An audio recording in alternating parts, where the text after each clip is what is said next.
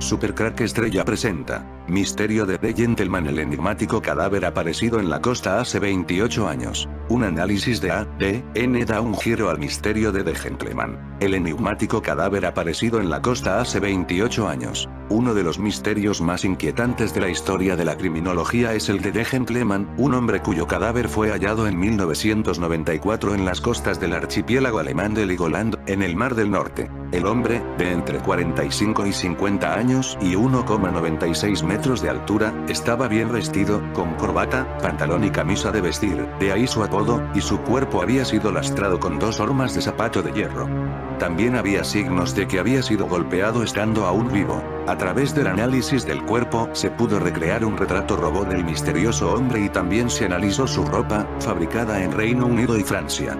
Durante años, la policía alemana concluyó que se trataba de un ciudadano británico, pero ahora, un análisis de ADN ha dado un giro al caso. Tal y como recoge The Sun, criminólogos y científicos forenses de la Universidad Murdoch en Perth, Australia, realizaron un análisis de proporción de isótopos de los huesos de The Gentleman. Las diferencias en el suelo, el clima y la actividad humana en todo el mundo cambian las composiciones isotópicas de los alimentos, el agua e incluso el polvo que se encuentran en las composiciones isotópicas del tejido humano. Los datos recopilados revelaron que el hombre probablemente pasó la mayor parte de su vida, casualmente, en Australia.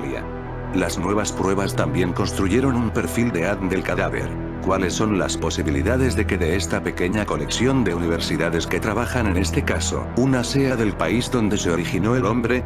Dijo Brendan Champagne, director del equipo de revisión de casos sin resolver de la Universidad de Murdoch. Los investigadores esperan que su ADN pueda revelar más sobre quién era y si tiene parientes vivos. El caso recuerda a algunos casos de viajeros del tiempo, como la mujer de Isdal, encontrada muerta en Noruega en 1970, otro caso parecido es el de la mujer Jennifer Fairgate, encontrada muerta en el Hotel Oslo en 1995, casos del que ya he hablado en mi canal, señalando que eran viajeros del tiempo. El misterioso caso del caballero de Heligoland. En julio de 1994, el cuerpo de un hombre fue sacado del Mar del Norte, cerca de la isla alemana de Heligoland. Vestido elegantemente y con una ausencia total de información de identificación, el cuerpo simplemente se llamaba El Caballero. Casi 30 años después, el cuerpo aún no tiene nombre ni es reclamado, y con heridas que sugerían juego sucio, sus asesinos se han salido con la suya. Del equipo que te trajo el misterioso caso de Fred Dead, únete a nosotros mientras nos sumergimos profundamente en uno de los casos más fríos de Europa, e intentamos reconstruir lo que podría haber sucedido.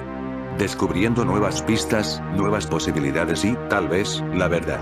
Este lugar, el enigma de Heligoland, los fantasmas del río Órbigo, supersticiones extrañas. El enigma de Heligoland fue denominada la Tierra del Apocalipsis. Los nazis creyeron ver en este lugar restos de la mítica Atlántida. Fue protagonista de hechos sin precedentes e incluso de descubrimientos científicos asombrosos.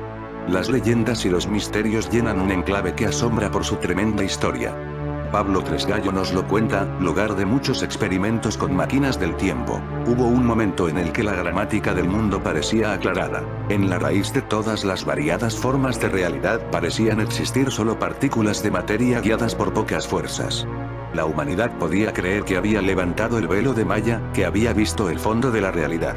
Pero no duró demasiado. Muchos hechos no encajaban. Hasta que en el verano de 1925, un joven alemán de 23 años fue a pasar unos días de inquieta soledad en una ventosa isla del Mar del Norte, Helgoland, la isla sagrada. Allí, en la isla, encontró una idea que permitió dar cuenta de todos los hechos recalcitrantes y construir la estructura matemática de la mecánica cuántica, la teoría de los cuantos, tal vez la revolución científica más grande de todos los tiempos. El joven se llamaba Werner Heisenberg. El relato de este libro se abre con él. La teoría de los cuantos ha aclarado las bases de la química, el funcionamiento de los átomos, de los sólidos, de los plasmas, el color del cielo, las neuronas de nuestro cerebro, la dinámica de las estrellas, el origen de las galaxias, 1000 aspectos del mundo. Es la base de las tecnologías más recientes, desde los ordenadores a las centrales nucleares. Ingenieros, astrofísicos, cosmólogos, químicos y biólogos la utilizan a diario. Los rudimentos de la teoría aparecen en los programas del bachillerato. Nunca ha fallado, es el corazón que impulsa la ciencia actual. Sin embargo, continúa siendo misteriosa.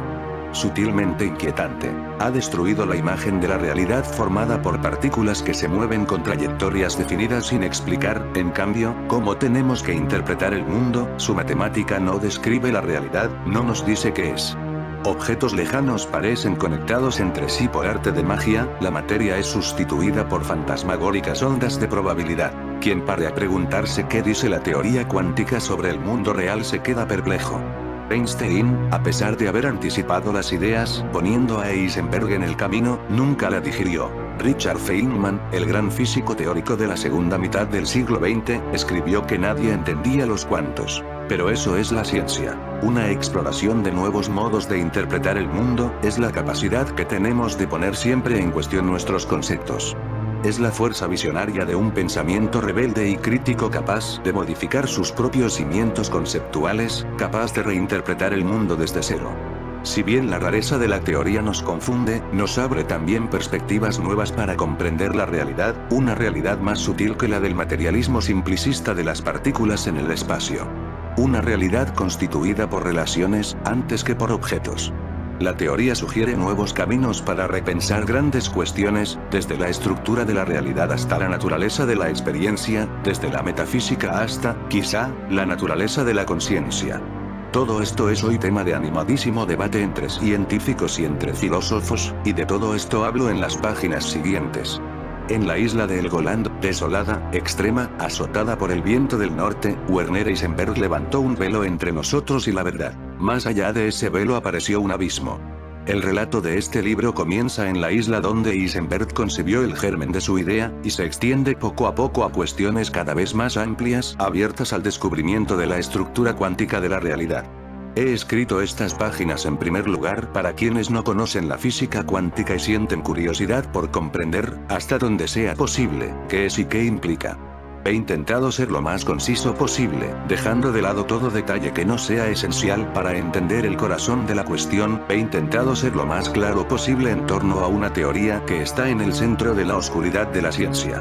Tal vez, más que explicar cómo entender la mecánica cuántica, explico solo por qué es tan difícil de entender. Pero el libro está pensado también para los colegas, científicos y filósofos, que cuanto más profundizan en la teoría más perplejos se quedan. Para proseguir el diálogo en curso sobre el significado de esta física asombrosa y avanzar hacia una perspectiva general, el libro contiene numerosas notas destinadas a quienes ya conozcan bien la mecánica cuántica. Expresan con mayor precisión lo que trato de exponer en el texto de forma más legible. El objetivo principal de mi investigación en física teórica ha sido comprender la naturaleza cuántica del espacio y del tiempo. Compaginar de forma coherente la teoría cuántica con los descubrimientos de Einstein sobre espacio y tiempo. He reflexionado de continuo sobre los cuantos. Este texto refleja el punto al que he llegado hoy, no ignora opiniones diversas, pero es decididamente partidista. Se centra en la perspectiva que considero eficaz y abro las vías más interesantes, la interpretación relacional de la teoría. Una advertencia antes de empezar: el abismo de lo que no conocemos es siempre magnético y vertiginoso, pero tomar en serio la mecánica cuántica, reflexionar sobre sus implicaciones, es una experiencia casi psicodélica. Exige que renunciemos, de un modo u otro, a todo lo que parecía sólido e inatacable en nuestra comprensión del mundo. Nos exige aceptar que la realidad es muy diferente de como la imaginábamos. Hundir la mirada en ese abismo, sin miedo a sumergirse en lo insondable. Contemplando un interior de extraña belleza. De cómo un joven físico alemán dio con una idea verdaderamente extraña que, sin embargo, describía el mundo muy bien, y la gran confusión que siguió. La absurda idea del jovencísimo Werner Heisenberg. Los observables.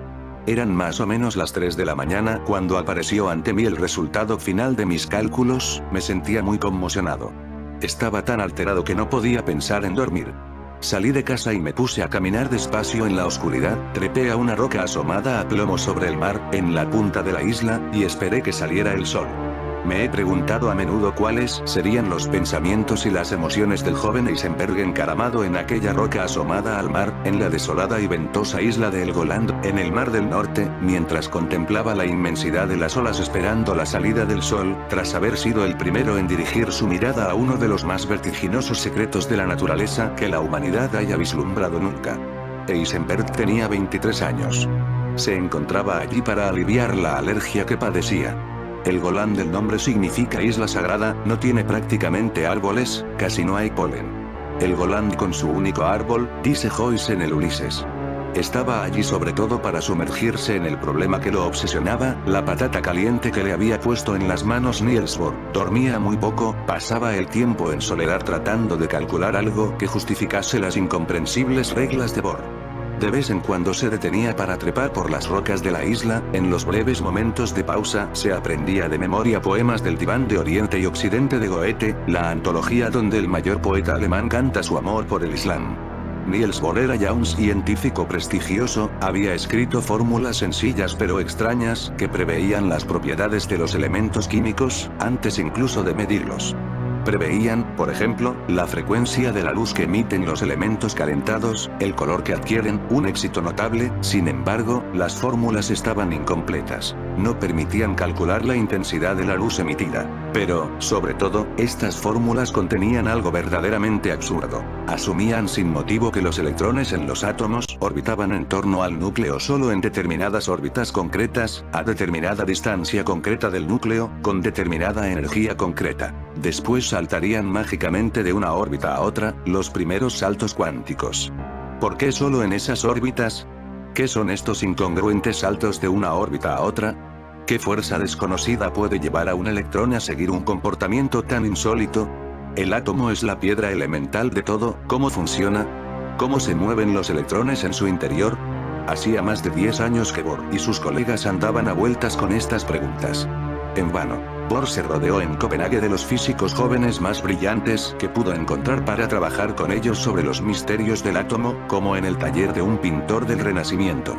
Se encontraba entre ellos Wolfgang Pauli, brillantísimo, inteligentísimo, engreído, insolente, amigo y compañero de colegio de Heisenberg. Pese a su arrogancia, Pauli había recomendado a su amigo Heisenberg al gran Bohr diciéndole que, si se quería avanzar, había que llamarle. Bohr le hizo caso y, en el otoño de 1924, también invitó a Copenhague a Heisenberg, que era ayudante del físico Max Born en Gotinga.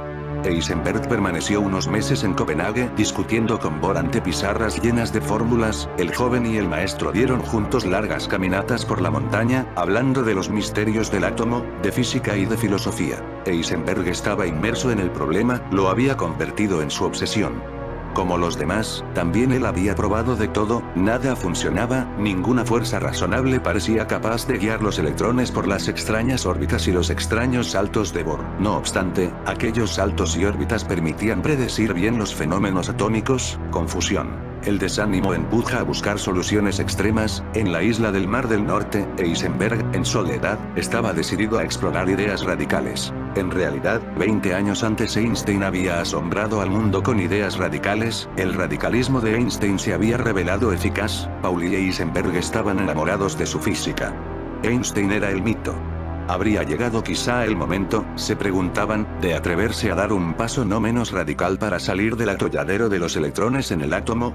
¿Y si ellos consiguieran dar ese paso? A los 20 años los sueños son desenfrenados. Einstein había demostrado que las convicciones más arraigadas pueden ser erróneas, lo que parece obvio puede no ser correcto, abandonar ideas asumidas que parecen obvias puede llevar a comprender mejor. Einstein había enseñado a basarse solo en lo que vemos, no en lo que pensamos que debe existir.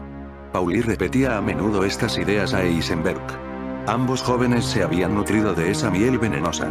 Habían seguido las discusiones sobre la relación entre realidad y experiencia que agitaban la filosofía austríaca y alemana desde comienzos del siglo. Ernst Mach, que había ejercido una influencia determinante sobre Einstein, predicaba la necesidad de basar el conocimiento solo sobre las observaciones, liberándose de cualquier implícita idea metafísica.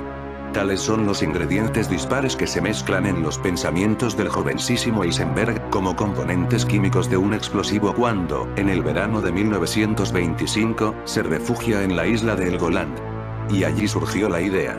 Una idea que solo puede aparecer en el radicalismo ilimitado de los 20 años, la idea destinada a trastocar toda la física, toda la ciencia, toda nuestra concepción del mundo. La idea que la humanidad, creo, todavía no ha asimilado.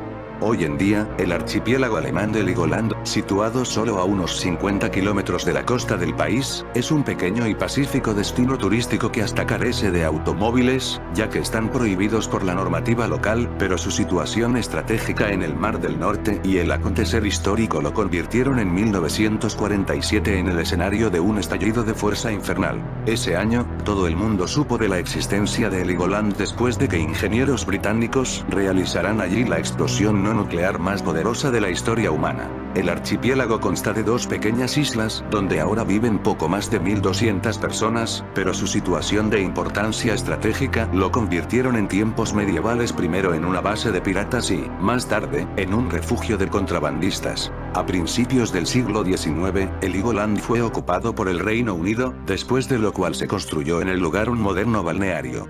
A finales de siglo, tras el Tratado de Heligoland-Zanzíbar, el archipiélago fue devuelto a Alemania, la cual no tardó en instalar una base militar. Durante la Segunda Guerra Mundial, el ejército alemán construyó allí una extensa red de túneles y búnkeres, así como almacenes de armas y municiones, fortificaciones, puestos de artillería y refugios para submarinos. Tras la derrota de la Alemania nazi, los aliados decidieron destruir su legado y muchas otras municiones germanas fueron llevadas entonces hasta la isla, convirtiendo a Heligoland en un gigantesco almacén de armas. Del impresionante arsenal del Goland surgió una bomba con una potencia estimada en 6.800 toneladas de trilita. Las fuentes mencionan una suma de 9.000 bombas submarinas, 4.000 ojivas de torpedos y 91.000 granadas de diferentes tamaños. Y todo ese material explosivo fue detonado por la Marina Real Británica el 18 de abril de 1947, generando un característico hongo de humo, ceniza y arena negra de varios kilómetros de altura. La actividad sísmica generada por la explosión se registró a miles de kilómetros del lugar. El 1 de marzo de 1952, Heligoland fue devuelto a Alemania. Sus antiguos habitantes, que son étnicamente frisones y hablan, junto con el alemán, una variedad distintiva del idioma frisón, comenzaron a regresar a la isla, donde prácticamente no quedaba nada, aparte de los cráteres de las explosiones. Ahora la zona es de nuevo un centro turístico, y las ruinas de sus fortificaciones atraen no solo a veraneantes, sino también a aficionados a la historia. El misterioso hombre aparecido allí en la isla, tenemos dos hombres en la mira mientras continúa nuestra búsqueda del caballero de Heligoland. David Martin, el millonario australiano que desapareció en 1992 y David Krueger, el hombre alemán de 6'5 desaparecido de Canadá. Pero, ¿cómo podemos descartarlos? Están pasando muchas cosas. Encontramos otra información sobre el hombre que desapareció del Prix de Flanders, exploramos cómo las corrientes en el Canal de la Mancha y el Mar del Norte pueden llevar objetos lejos de donde entraron al agua, y luego la policía emite un nuevo comunicado de prensa que revela algunas ideas interesantes sobre cómo se están desarrollando sus pensamientos, y proporciona información nueva con la que podemos trabajar de inmediato. Estuve de vacaciones, pero recibí 2 llamadas perdidas de Toronto Missing Persons con noticias de su persona desaparecida. También descubrimos algo extraño que significa que el descubrimiento del cuerpo no identificado del caballero de Heligoland no fue el único misterio que sucedió en el Mar del Norte en el verano de 1994, y estos dos misterios pueden estar conectados. Un año después, en 1995, apareció el caso de Jennifer Fairgate en Noruega, de la que en este canal decimos que era una viajera del tiempo, como lo fue el caso del año 1970, también en Noruega, de la mujer de Isdal. En esta isla se realizaron muchos experimentos con máquinas del tiempo en 1943, y hay una razón para ello: nazis tras las huellas de la Atlántida. Una de las mayores obsesiones de algunos líderes nazis, principalmente de Heinrich Himmler, fue hallar pruebas de la existencia de un continente o una isla perdida que corroborara la delirante teoría de que la raza aria tenía un origen divino que la convertía en superior al resto de los mortales, una suerte de patria ancestral de semidioses y superhombres de la que partían los ancestros nazis. Varios guardias negros fueron tras su pista y también dejaron numerosos secretos en otras islas malditas. Himmler entendía que la teoría de la cosmogonía glacial de Hans Orbiger y sus grandes cataclismos, una hipótesis pseudocientífica desprestigiada por el mundo académico, avalaba la suposición de que la Atlántida habría poseído una gran cultura antes de su caída tras una gran catástrofe cósmica. El mismo Rosenberg señalaría la posibilidad de que la Atlántida hubiera sido un centro cultural nórdico, patria de una raza primigenia creadora de una gran cultura ubicada en lugares en los que hoy se agitan las olas del océano Atlántico y que son atravesados por gigantescas montañas de hielo. Además, pensaba que Islandia podría ser un vestigio del continente perdido, relacionado a su vez con la isla de Thule, y Weird buscaría la tierra nórdica de Erland, la Atlántida de los griegos, precisamente al sudoeste de Islandia, a pesar de que todos los indicios científicos desmentían tan enrevesadas hipótesis. Helgoland, la Atlántida nazi. Sin embargo, Himmler, a la hora de ubicar el continente mítico platónico al igual que el propagandista Volkische Heinrich Pudor, tenía preferencia por la isla alemana de Heligoland, Helgoland en lengua teutona, situada al sudeste del Mar del Norte. Para él la Atlántida, claro, no podía ser sino alemana, y enviaría a miembros de su Ahnenerbe al lugar con la intención de que realizaran mediciones topográficas y buscaran fuentes curativas, devoto como era de las terapias alternativas.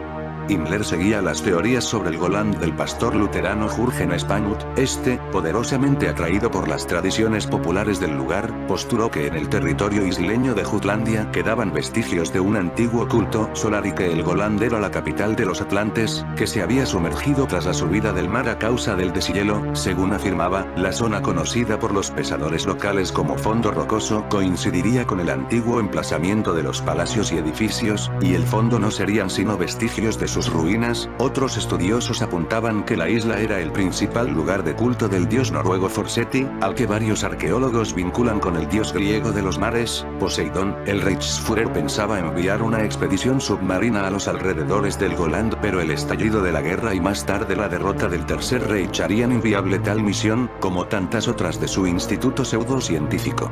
Camino de la fuente primordial, y donde creyó Hermann Wirth haber encontrado esa escritura sagrada que, descifrada, serviría para sentar nada menos que las bases de una nueva y poderosa Alemania.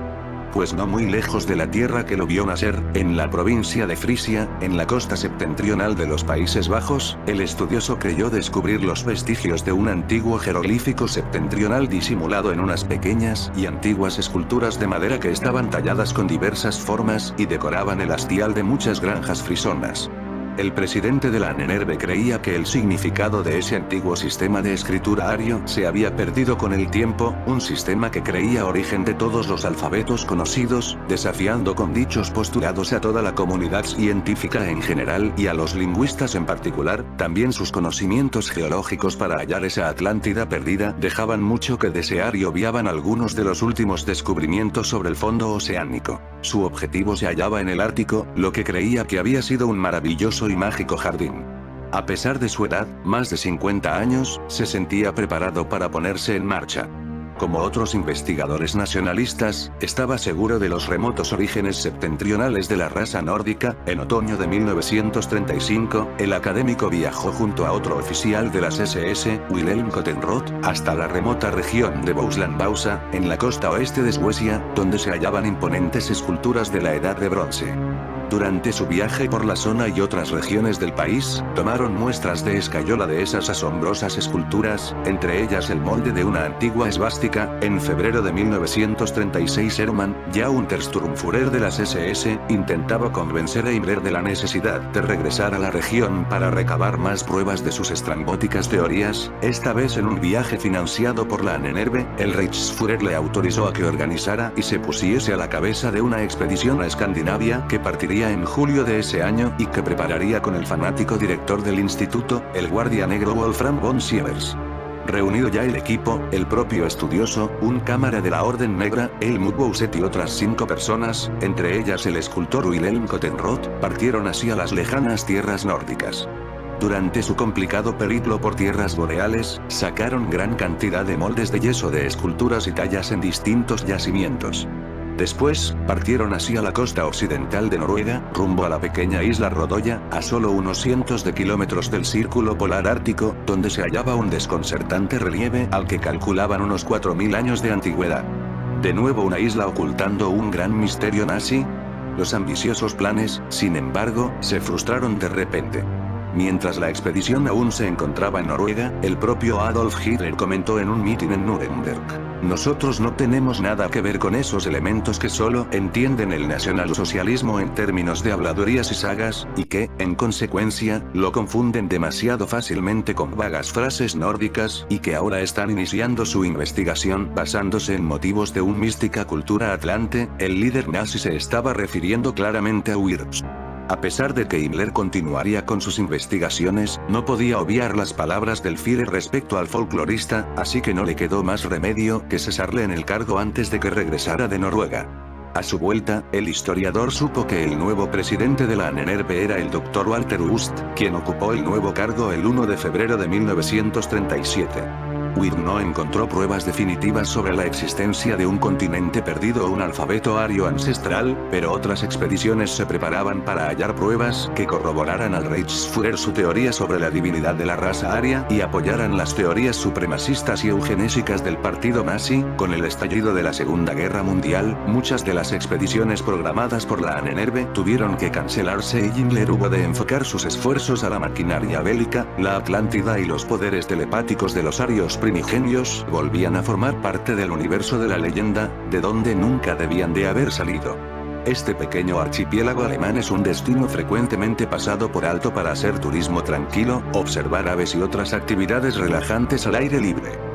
Pero por más modesta que pueda parecer la pequeña isla hoy en día, tiene un pasado fascinante debido a su ubicación en el Mar del Norte. La isla, que ha estado bajo dominio danés, británico y alemán a lo largo de su historia, fue utilizada como punto naval alemán durante la Primera Guerra Mundial. Más tarde, los nazis construyeron búnkeres y túneles en el interior de la isla y construyeron una gran base de submarinos en tierra firme. Los habitantes de la isla recurrieron a los refugios subterráneos para sobrevivir a los fuertes bombardeos de las fuerzas británicas, pero fueron evacuados al final de la guerra. El Golan luego se convirtió en un sitio de prueba de bombas británico que resistió la explosión no nuclear más grande del mundo. Finalmente, Alemania volvió a asumir la propiedad de la tierra y muchos de los habitantes originales reconstruyeron sus hogares en la isla. Varios búnkeres y sitios históricos de la Segunda Guerra Mundial todavía están abiertos, y los turistas pueden visitarlos mientras disfrutan de los paisajes naturales de la región. En fin amigos de Supercrack Estrella, si el video te gustó pulgar arriba.